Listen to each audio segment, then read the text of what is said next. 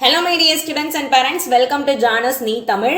ஒரு important notice counseling related release பண்ணிருக்காங்க. இந்த notice வந்து எதுக்காக மெயினா அப்படின்னு பார்த்தோம்னா MCC All India Counseling இருக்கு இல்லையா, ஸோ இந்த All India Counseling related ஒரு notice வந்திருக்கு. இதுல 3 major changes கொண்டு வந்திருக்காங்க. அது என்னன்றத ஃபர்ஸ்ட் சொல்றதுக்கு முன்னாடி இந்த notice யார் ரிலீஸ் பண்ணிருக்கான்னு பார்த்தோம்னா Government of India Department of Health and Family Welfare இருந்து வந்திருக்கு.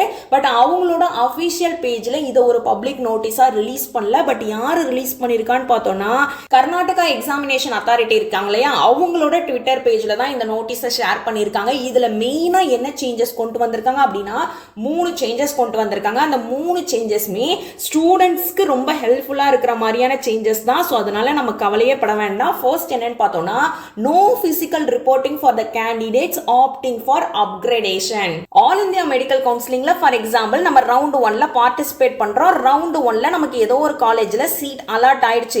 பட் இருந்தாலும் நமக்கு அதை விட பெட்டர் காலேஜ்ல கிடைக்கும் அப்படின்னு சொல்லிட்டு செகண்ட் ரவுண்ட்ல அப்கிரேடேஷனுக்கு அப்ளை பண்ணுவோம் இல்லையா. அப்கிரேடேஷன் அப்படின்னாலும் ஒண்ணுதான், ரீ அலாட்மெண்ட் அப்படின்னாலும் ஒண்ணுதான். நம்ம தமிழ்நாடு மெடிக்கல் கவுன்சிலிங்ல ரீ அலாட்மெண்ட் அப்படின்ற வார்த்தை தான் அதிகமா யூஸ் பண்ணுவாங்க. ஆல் இந்தியா மெடிக்கல் கவுன்சிலிங்ல தான் அப்கிரேடேஷன் சொல்லுவாங்க. பட் அப்கிரேடேஷன்னாலும் ஒண்ணுதான், ரீ அலாட்மெண்ட்னாலும் ஒண்ணுதான்.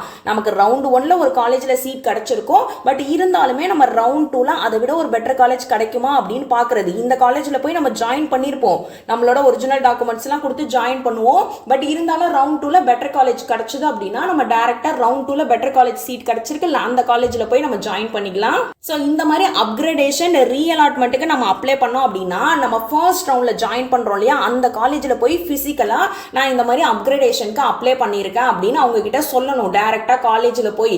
இப்போ என்ன சொல்லிட்டாங்க அப்படின்னா இந்த இயர் கவுன்சிலிங்ல இருந்து நீங்க அப்கிரேடேஷனுக்கு பண்ணிருந்தீங்க அப்படின்னா நீங்க ஆன்லைன்ல பண்ணா மட்டும் போதும்.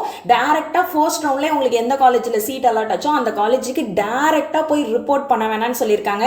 சோ இதனால நமக்கு டிராவல் எக்ஸ்பென்சஸ் ஆகட்டும், நம்ம வேற காலேஜ் செகண்ட் ரவுண்ட்ல வேற ஏதாவது ஒரு ஊர்ல காலேஜ் கிடைச்சிருந்தா அப்படின்னா அங்கேயும் இங்கேயும் அலையிற ப்ராசஸ் ரொம்பவே கம்மியாயிடும். அண்ட் செகண்ட் என்ன மேஜர் சேஞ்சஸ்ன்னு பார்த்தோம்னா ஆன்லைன் ரெசிக்னேஷன் ஃபெசிலிட்டி.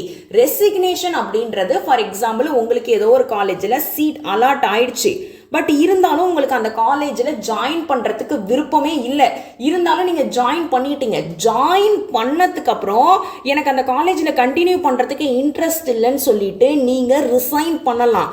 ஸோ அந்த மாதிரி ரிசைன் பண்ணுறதுக்கான ஃபெசிலிட்டிஸும் இப்போ ஆன்லைன்லேயே கொண்டு வந்துட்டாங்க. பட் அதுக்குமே குறிப்பிட்ட டைம் கொடுப்பாங்க. இந்த டைம்குள்ளே நம்ம ரிசைன் பண்ணிக்கலாம் அப்படின்னு அந்த டைம் பீரியட்குள்ளே நம்ம ரிசைன் பண்ணால் மட்டும்தான் நமக்கு டிஸ்கண்டினியூவேஷன் ஃபீஸ் இருக்கு இல்லையா, அந்த ஃபீஸ்லாம் பே பண்ணாமல் நம்ம வெளில வர முடியும்.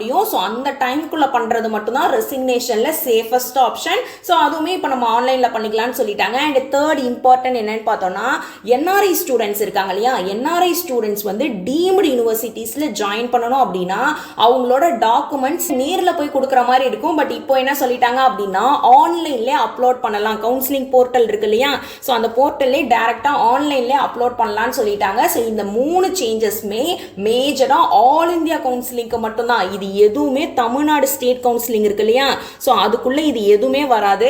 இந்த சேஞ்சஸ் மேஜரா இது எல்லாமே எதுக்காக கொண்டு வந்திருக்காங்க அப்படின்னா கவுன்சிலிங் ரொம்ப ரொம்ப ஸ்மூத்தா ஈஸியா நடக்கணும்ன்றதுக்காக தான் கொண்டு வந்திருக்காங்க. சோ இந்த நோட்டீஸ் வந்துருச்சு அப்படின்னாலே very soon we can expect the counseling schedule. கவுன்சிலிங்கான ஷெட்யூல் சீக்கிரமா ரிலீஸ் ஆகிறதுக்கான நிறையவே சான்சஸ் இருக்கு. சோ ஒன்ஸ் அஃபிஷியலா ரிலீஸ் பண்ணிட்டாங்க, MCCக்கும் சரி தமிழ்நாடு ஸ்டேட் கவுன்சிலிங்க்கும் அஃபிஷியலா ரிலீஸ் பண்ணிட்டாங்க அப்படின்னா as soon as நம்ம சேனல்ல நான் அப்டேட் பண்ணிடுவேன். சோ மறக்காம சப்ஸ்கிரைப் பண்ணி வச்சுக்கோங்க.